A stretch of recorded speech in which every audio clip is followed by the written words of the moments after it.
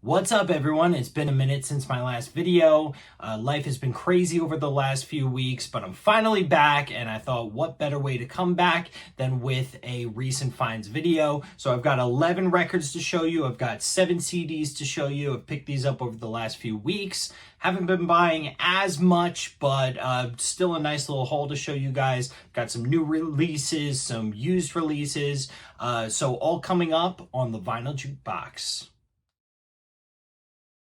But before we get started, please be sure to leave a like and a comment below this video, subscribe to my channel, and turn on notifications so you don't miss any of my videos. And I didn't forget to acknowledge everybody. We finally made it to 1,000 subscribers. I want to thank each and every one of you for your love and support since I created this YouTube channel about a year and a half ago.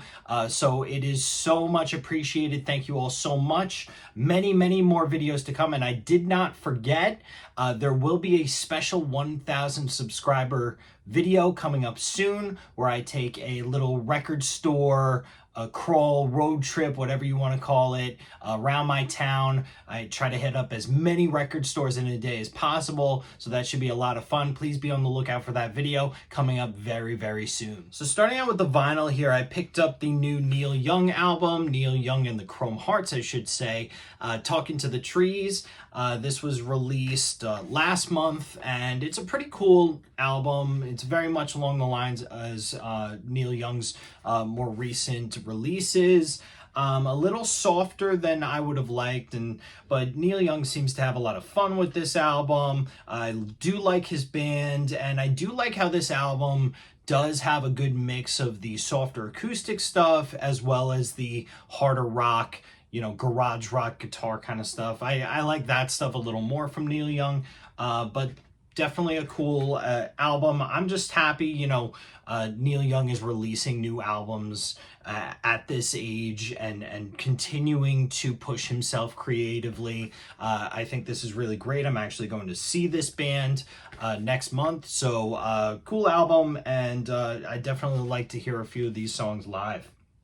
So next up, I did a review of this album a few weeks ago, so I will put a link down below, but this is the new album from Buckcherry, Roar Like Thunder, and this has been constantly on my turntable lately. It's been constantly streaming in my car. I mean, this is just a really solid album from Buckcherry.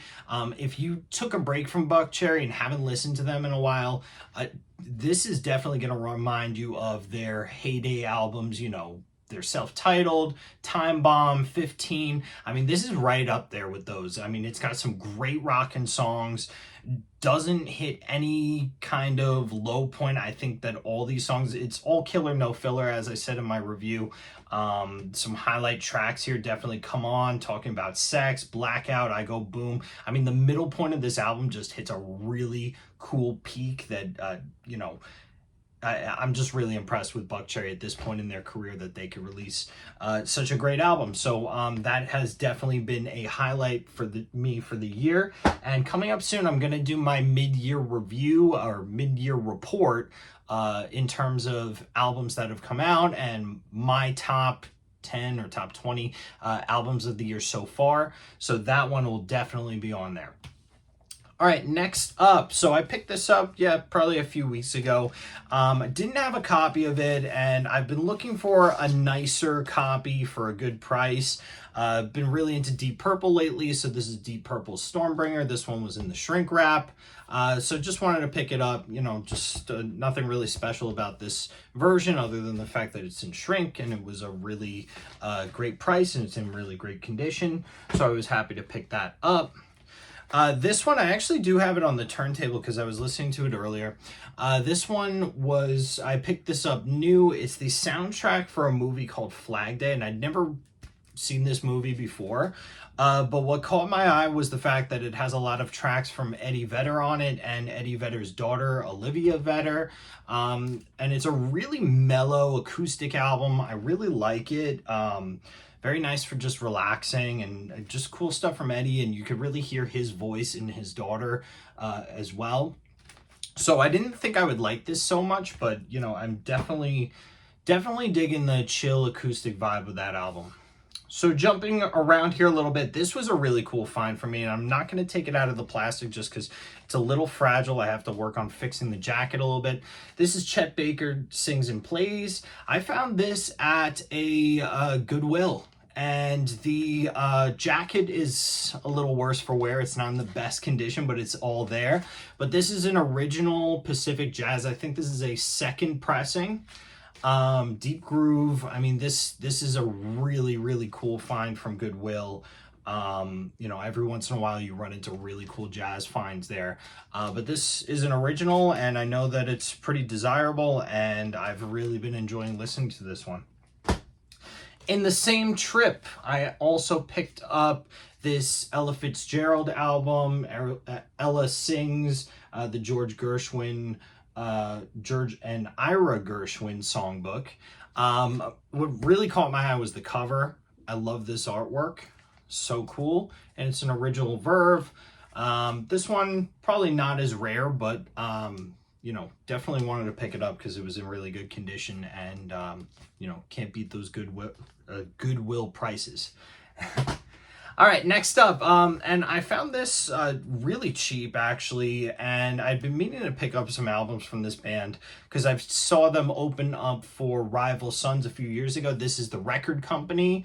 Really cool, kind of like, I guess you'd put them in the same kind of same ballpark as the Black Keys a little bit, but this is Play Loud from the Record Company. I think their most recent album. This one's on a translucent blue vinyl, I think. Let me just take one out to show you guys. So cool color. Some would call it Coke bottle clear, but I don't think that they're calling that here. They're calling it glass colored. Okay. But just a really cool album, really cool guitar work here and kind of indie vibes to it. But I actually had this playing. My wife walked in and she thought it was the Black Keys. So if you like the Black Keys, you'll definitely dig this.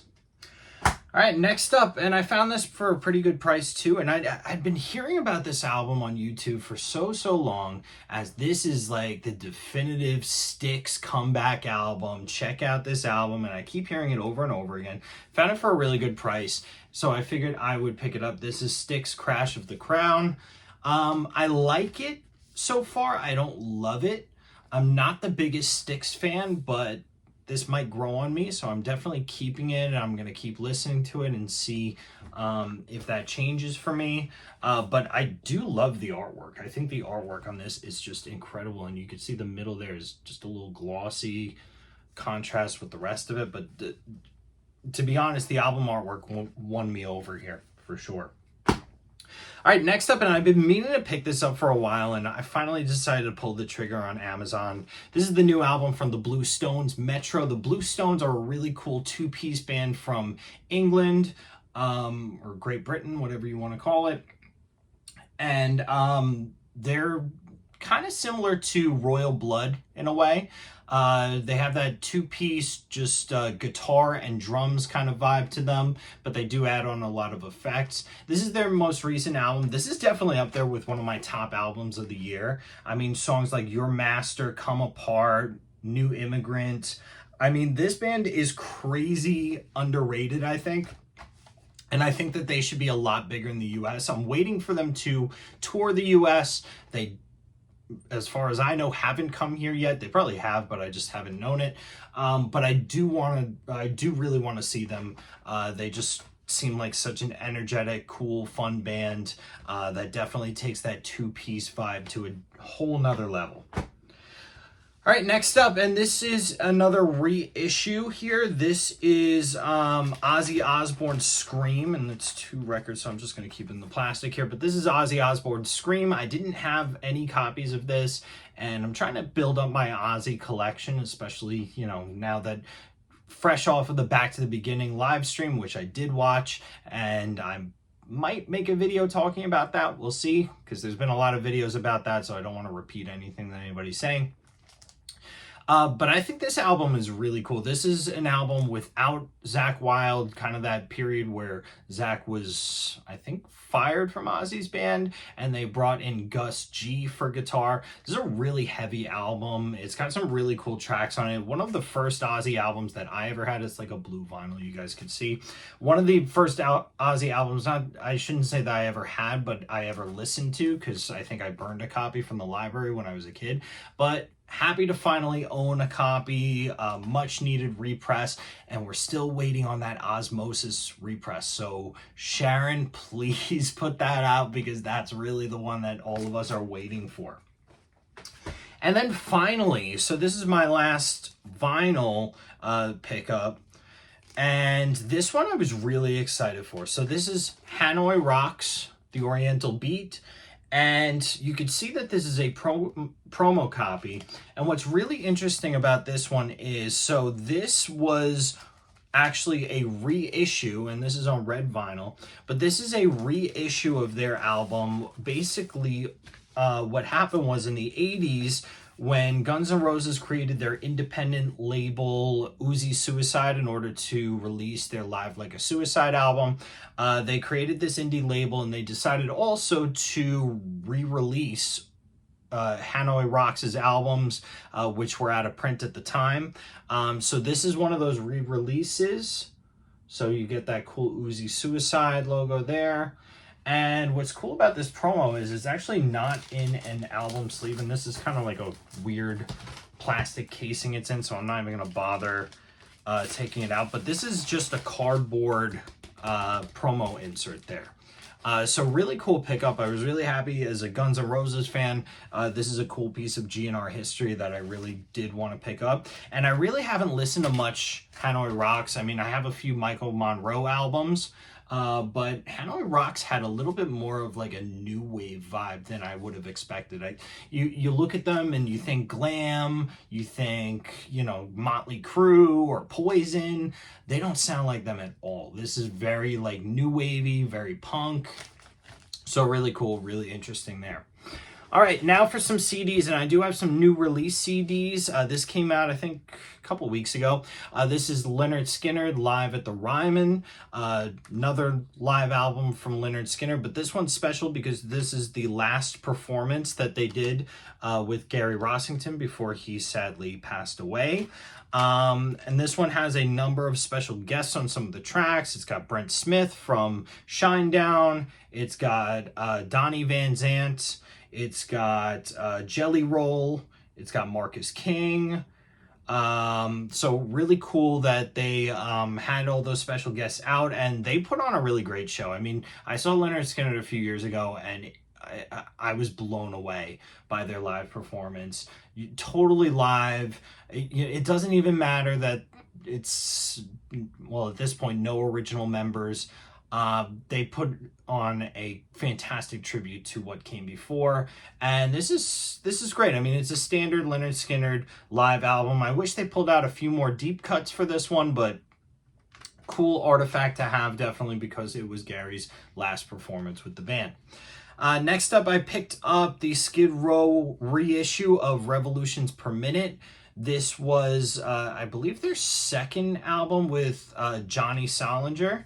And it's a pretty cool album. I mean, I had never really listened to this one before, but I was intrigued by the fact that it was kind of that early 2000s kind of sound, and it definitely sounds like that. I think the band took a few creative turns on this one, especially with what's the song?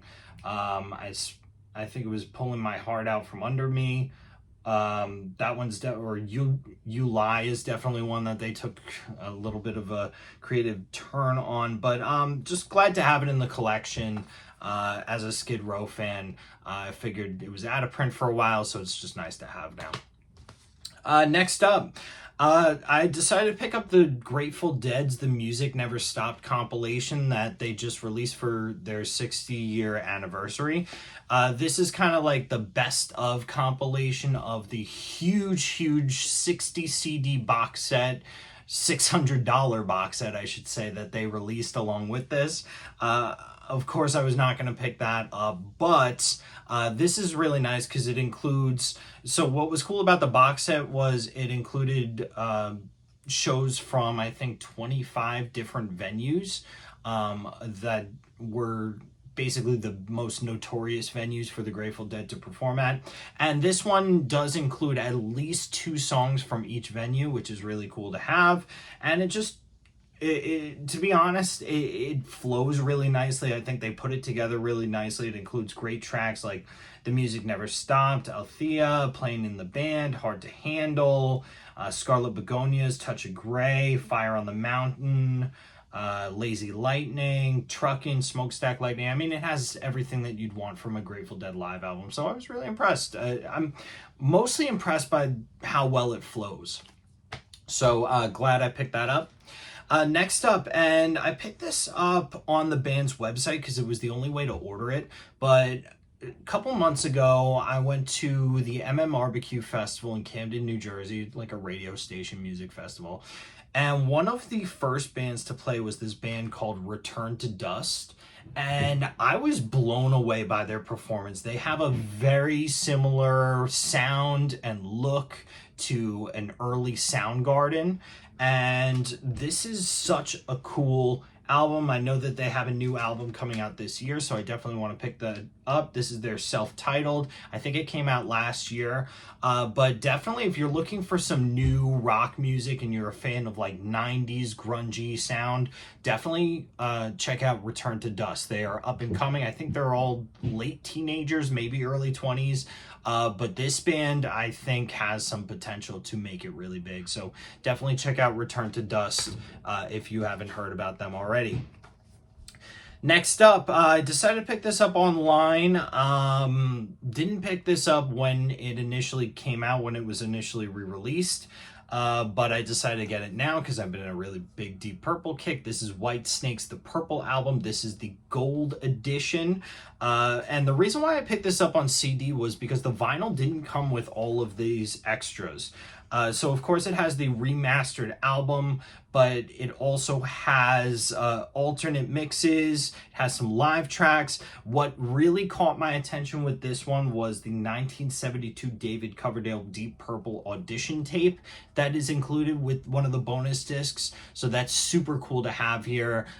You could really hear that like funk soul influence, R&B influence, being brought to the table with Deep Purple from his audition tape. So that's really cool. There's some live videos, some music videos on here as well. It's 3 discs, so definitely well worth it. I thought that the vinyl, I mean, at least if the vinyl included some of the bonus tracks, I might have picked it up, but the vinyl was just the re-release of the album, so I figured this was definitely the better deal. And just a couple of, cheapy jazz pickups also. I picked up The Best of Dexter Gordon. This is a Blue Note compilation. So just nice to have. I love Dexter Gordon. And a little bit of George Benson. Nice to have as well in the collection. Just fun, easy listening there. All right, everybody, there you have it. Those were 11 vinyl pickups, 7 CD pickups. It feels so good to be back. Thank you guys for being so patient and for waiting these last couple of weeks. Definitely consistent videos coming up soon. And let me know in the comments below, what do you think of my recent pickups? What have you picked up recently? What new albums have come out that you've been really into? Definitely let me know in the comments below. I'd love to hear from you all. And please, please, please, if you haven't done so already, please be sure to leave a like and a comment, subscribe, turn on notifications, share the video. It's good to be back, everybody. Thanks for watching. I'll see you next time.